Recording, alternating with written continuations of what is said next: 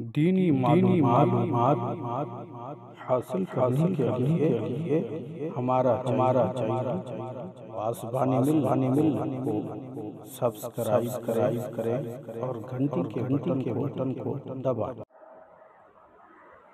ना अल्लाह की बारगाह में उसका तौबा इस्तिग़फ़ार करना होता है। पत्थर है जो हम समझते बेजान है वो रोता है, मगर हम इंसान होकर पत्थर से भी ज़्यादा मजबूत हो गए। हम इंसान से ज़्यादा कोई और मजबूत ही नहीं। हम दूसरे को, दुनिया को बताते हैं कि हमसे ज़्यादा कोई मजबूत ही नहीं, हम पहाड़ के चट्टानों से ज़्यादा मजबूत है। लेकिन पहाड़ के चट्टान जहन्नम के खौफ से रोए, मगर ये इंसान होकर आंसू ना बहाए, अल्लाह की बारगाह में रोए ना, तौबा ना करे, गुनाहों से बाज ना आए, नमाजों को अपने वक्तों में अदा ना करे, चुगलखोरी करे, गीबत करे, सट्टाबाजी करे, पतंगबाजी करे। हवाओं में वक्त मिला है, जवानी मिली गए पतंग उड़ाने के लिए तुमको। बड़े बड़े लड़के, बड़े बड़े जवान, बड़े बड़े मुस्टंडे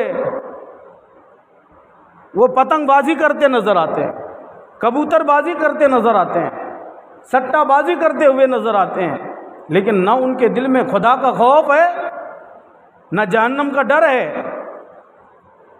ना उनके दिल में रसूलुल्लाह सल्लल्लाहु अलैहि वसल्लम की मोहब्बत है, ना खौफ खुदा है, ना रसूलुल्लाह की मोहब्बत है। ये भी नहीं है, वो भी नहीं है, कुछ नहीं। सिर्फ आज लोग कहते फिरते हैं कि अभी तो बच्चा ही है। अरे बच्चा जवान कब हो गया तुम्हें पता ही नहीं लगा। 12 साल की उम्र के बाद हर इंसान पर नमाज फर्ज है, लड़का हो तो, लड़की पर 9 साल की उम्र में, 9 साल की उम्र से नमाज फर्ज हो जाती है। उसको हर हाल में नमाज पढ़ना ही होगा। अगर ना पढ़े तो गुनाहगार है, वो खताकार है। अब हमको ये गौर करना है कि 9 साल की उम्र अगर लड़की की हो तो उसको, उस पर नमाज पढ़ना फर्ज है, और 12 साल की उम्र का लड़का हो जाए तो उस पर नमाज फर्ज है। उससे इनकार नहीं कर सकता, उससे भाग नहीं सकता। आज लोग कहते हैं अभी ये बच्चा है, उसकी उम्र करीब करीब 18 साल 22 साल की हो गई, वो बच्चा ही है। कब तक बच्चा रहेगा वो? हुक्म है कि अगर 7 साल की उम्र का बच्चा है तो उसको नमाज पढ़ने की तलकीन करो, नमाज पढ़ने के लिए हुक्म दो, और अगर वो ना माने तो उसको पिटाई करो, मारो कि वो नमाज की पाबंदी करे। ये हुक्म है, नमाज की पाबंदी उसको हर हाल में करना होगा। हजरत जाफर तैयार, हदीस पाक है, रूहुल बयान के अंदर सफ़ा नंबर 31 में यह हदीस पाक नकल किया गया है। रूहुल बयान के अंदर उसका सफ़ा नंबर 31 है, हदीस पाक नकल हुई है। बयान करते हैं कि हज़रत जाफ़र तैयार रज़ी अल्लाह तबारक व तआला अन्हु हुज़ूर नबी पाक सल्लल्लाहु अलैहि वसल्लम के साथ में एक सफ़र के लिए जा रहे थे। हज़रत जाफ़र तैयार थे और हुज़ूर सल्लल्लाहु अलैहि वसल्लम साथ में सफ़र के लिए जा रहे थे। जब कुछ चले तो वसाबी रसूल हुज़ूर नबी रहमत सल्लल्लाहु अलैहि वसल्लम की बारगाह में अर्ज़ की, या रसूलल्लाह मुझे प्यास महसूस हो रही है, यानी पानी की ख्वाहिश है, पानी पीना है। पानी तलब करने लगे। हुज़ूर नबी रहमत सल्लल्लाहु अलैहि वसल्लम की बारगाह में अर्ज़ करने लगे, या रसूलल्लाह मुझे पानी की बड़ी ख्वाहिश हो रही है। हुजूर नबी रहमत सल्लल्लाहु अलैहि वसल्लम ने इरशाद फरमाया कि उस पहाड़ के करीब जाओ और उस पहाड़ के करीब जाकर मेरा सलाम उस पहाड़ से कहना। किससे कहना? उस पहाड़ से मेरा सलाम कहना। ये कौन कह रहे हैं? हुजूर सल्लल्लाहु अलैहि वसल्लम कहते हैं कि उस पहाड़ से जाकर मेरा सलाम कहना और तुम्हें जिस चीज़ की ज़रूरत है पानी की, पानी तलब करना उस पहाड़ से। वो साहबी रसूल जाते हैं और जा कर के हुजूर अलैहिस्सलाम के तालीम के मुताबिक उस पहाड़ को जाकर सलाम करते हैं और अल्लाह रब्बुल इज़्ज़त ने पहाड़ को कुव्वते गोयाई अता किया। कुव्वते गोयाई यानी बोलने की ताकत अता की। इससे कोई इनकार नहीं कर सकता कि अल्लाह जिसे चाहे ज़बान दे और जिसको चाहे बोलने की ताकत अता कर दे। किसी को इनकार ही नहीं हो सकता। ये अल्लाह की कुदरत है। एक चूंटी है, चूंटी भी बातें करती है, उसके पास भी ज़बान है। अल्लाह रब्बुल इज़्ज़त ने उस पहाड़ को बोलने की ताकत अता की, बोलने की सलाहियत अता की और फसीह ज़बान में उस सलाम का जवाब देते हैं। वो पहाड़ जवाब देता और जवाब देकर खामोश होता तो साहबी रसूल कहते हैं कि मुझे पानी की ज़रूरत है और मेरे आका ने ये कहा है कि मैं तुमसे पानी तलब करूं, तुमसे पानी मांगूं, तो मुझे पानी दिया जाए। पहाड़ से पानी मांगने लगे तो वो पहाड़ कहने लगे कि मेरे अंदर का पानी खुश्क हो गया है, मेरे अंदर पानी ही नहीं है, अब खुश्क हो गया। वजह बताई कि जब से मैंने ये सुना कि नबी कायनात सल्लल्लाहु अलैहि वसल्लम पर यह आयत नाज़िल हुई, फत्तकुन नार अल्लती वक़ूदुहा अन्नास वल हिजारा, मैं उस खौफ से इतना रोया और उस दिन से इतना रो रहा हूँ कि मेरे अंदर का जो पानी है वो खुश्क हो चुका है। रो रो करके मेरे अंदर से पानी खुश्क हो गया है, अब मेरे अंदर पानी ही नहीं है। अब ज़रा सोचो, ये गौर करो कि पहाड़ ये आयत सुनकर इतना रोए कि उसके अंदर का पानी खुश्क हो जाता है, तो बताओ तुम, ईमान से बताना, दिल पे हाथ रख करके बताओ, क्या तुमने कभी खुदा के खौफ से रोया है?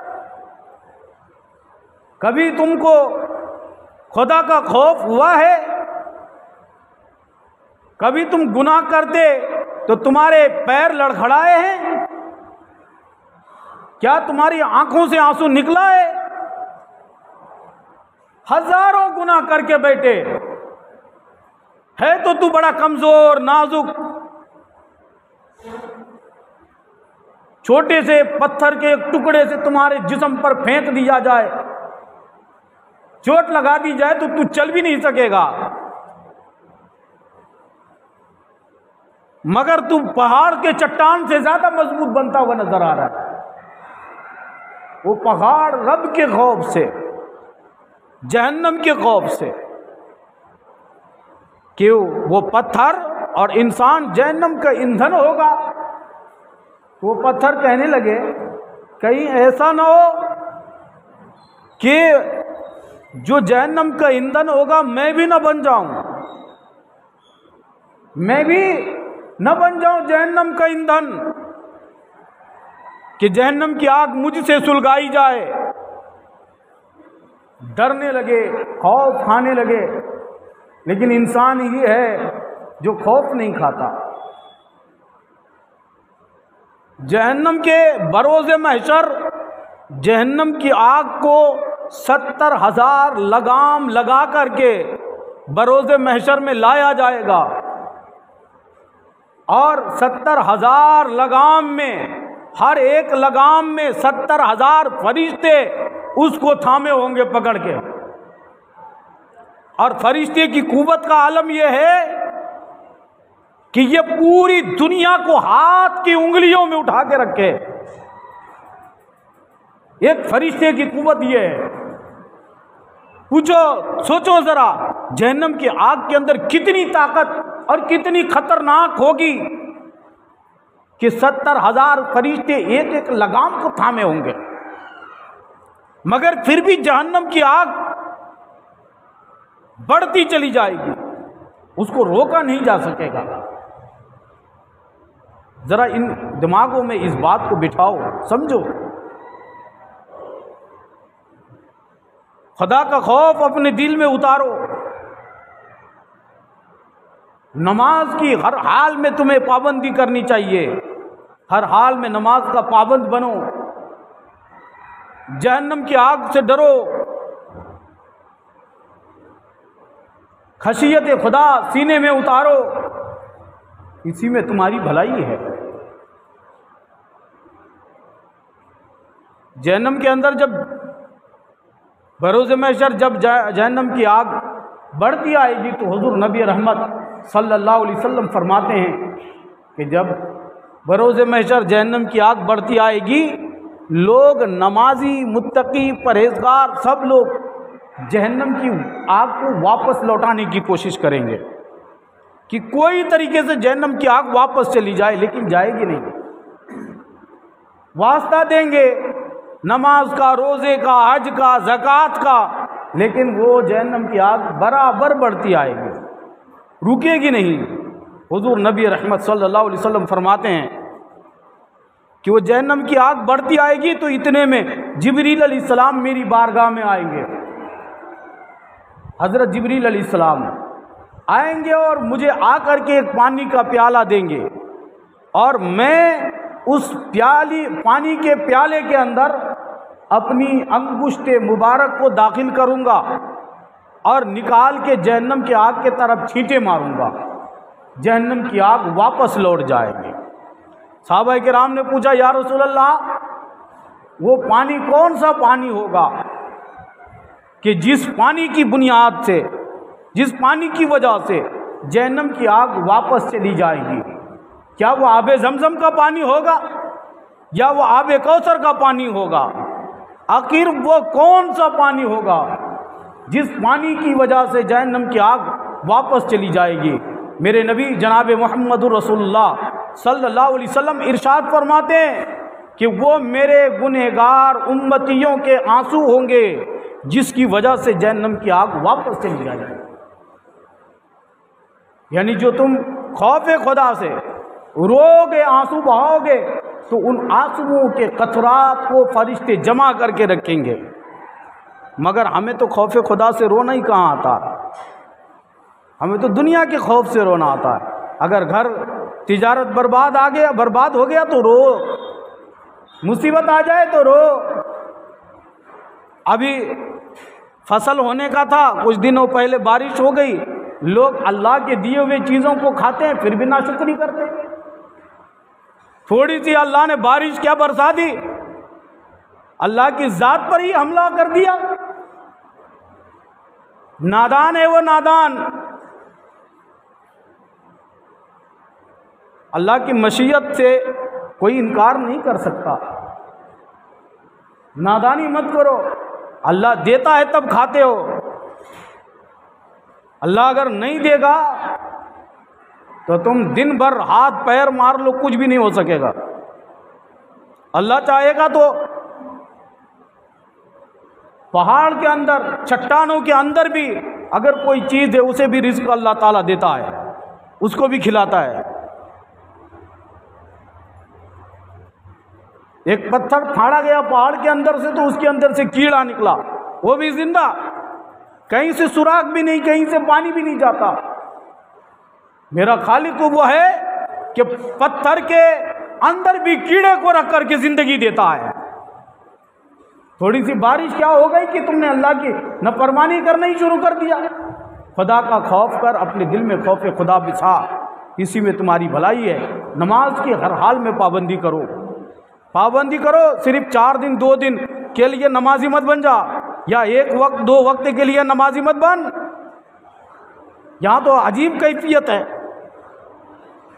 अक्सर जगहों पर यह बात पाई जाती है, लोग नमाज पढ़ने के लिए अगर मस्जिद में आएंगे तो सबसे आखिर में आएंगे, सबसे लास्ट में। और जाना कब होगा? सबसे पहले। वो दुआ भी नहीं करता, हो बगैर दुआ करे भाग जाएगा।